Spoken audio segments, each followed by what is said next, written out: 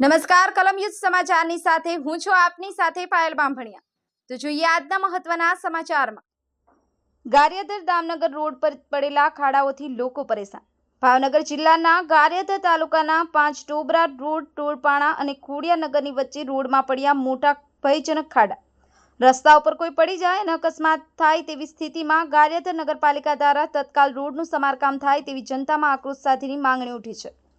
ચોમાસાના સમયમાં પાણી ભરાયેલું હોય અને કોઈ ખાડામાં પડે તો ઈજાઓ થાય તેવી સ્થિતિમાં લોકો પોતાની મેળે એકબીજાને બચાવવાના પ્રયાસ કરે છે, પણ જેમણે આ કરવું જોઈએ એમને આ રિપેરિંગ સૂચતું ના હોવાથી ગારિયાધારના લોકો પરેશાન છે। મુકેશ એસ કંટારિયા, કલમ યુદ્ધ સમાચાર, ગારિયાધાર। નામ શું સમસ્યા છે?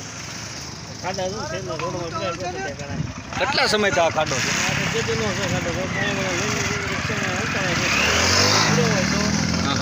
તો આ ખાડાને લઈને શું તમારી રજૂઆત છે? આ ખાડાને લઈને શું રજૂઆત છે તમારી? આપનું નામ? વિજયભાઈ રાવલદેવ। શું વિજયભાઈ, શું સમસ્યા છે? હું ગારિયાધારથી મારા ઘર બાજુ ટોળપાડ વિસ્તારમાં જતો હતો, આ ખાડો હું ભાળી ગયો। તે ખાડો ભાળી ગયો એટલે મેં તરત મીડિયાવાળાને કીધું, મેં કીધું કે આ કામ થોડુંક કરાવે એમ। આ વિશે શું તંત્ર પર તમારી માંગણી છે? તંત્રમાં તાત્કાલિક આનું નિવારણ લાવે, કામગીરી કરે એમ।